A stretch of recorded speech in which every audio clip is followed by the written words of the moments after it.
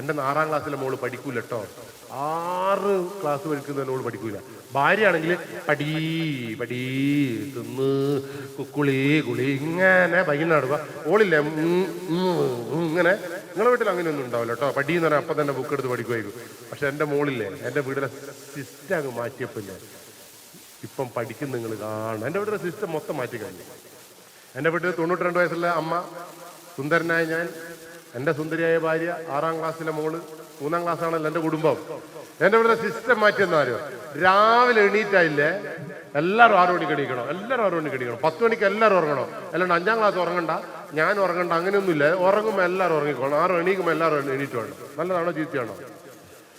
അങ്ങനെ എണീറ്റായില്ല നിങ്ങൾ കട്ടൻ ചായ കിട്ടും, ഒന്നും കിട്ടൂല. എല്ലാവർക്കും സ്വന്തമായിട്ട് ചൂലുണ്ട്. 92-ന് സ്വന്തമായി ചൂല്, 6ാം ക്ലാസ്സിന് ചൂല്, എനക്ക് ചൂല്, ഭാര്യക്ക് ചൂല്. നേരത്തെ മിറ്റടിക്കണം, എല്ലാവരും അടിക്കണം. പിന്നെ അടുക്കള അടിക്കണം, മണ്ണാമ്പലടിക്കണം, കാട്ടിൻ്റെ അടിയിലടിക്കണം. അങ്ങനെ സന്ധ്യാസമയത്താണല്ലോ ഈ പഠിപ്പിന്റെ യുദ്ധം തുടങ്ങുക. പടി നിങ്ങളവിടെ എപ്പോൾ തുടങ്ങുക? സന്ധ്യക്കല്ലേ അല്ലേ? ഇപ്പൊ എൻ്റെ വീട് എന്താ പറയുക, സന്ധ്യക്ക് ഞാൻ സിസ്റ്റം അങ്ങ് മാറ്റി. പാത്രം അല്ല ഇല്ലേ, സന്ധ്യക്ക് ഒരുത്തെ കൂട്ടിയിട്ടിട്ട് പാത്രം സന്ധ്യക്ക് 6:45 92-ന് സ്വന്തമായി ചേരി സോപ്പ് കൊടുത്തു. എനക്ക് സ്വന്തമായി ചേരി സോപ്പ്, ഭാര്യക്ക് സ്വന്തമായി ചേരി സോപ്പ്, 6ാം ക്ലാസ്സിന് സ്വന്തമായി ചേരി സോപ്പ്, 3ാം ക്ലാസ്സിന് ചേരി സോപ്പ്.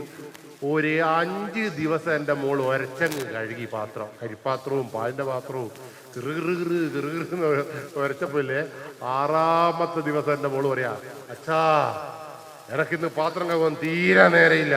ഞാൻ ചോദിച്ചു, എന്ത് പറ്റി മോളെ? പഠിക്കുവാനുണ്ട് അച്ഛാ. ഇതെത്രയാ പഠിക്കുവേ?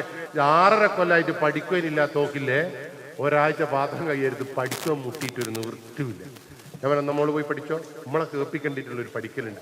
ഇന്ത്യ മഹാരാജ്യം, വെള്ളം പാമ്പ് വഴി പോകുന്നു, രാജ്യം ഇങ്ങനെ നിലവിളിക്കും. നമ്മളെ കേൾപ്പിക്കേണ്ടിയിട്ടാണ്. അപ്പൊ നിങ്ങൾ പാത്രം കഴുകിന്ന് കണ്ട ഈറ്റലില്ലേ ഒച്ച കുറയും.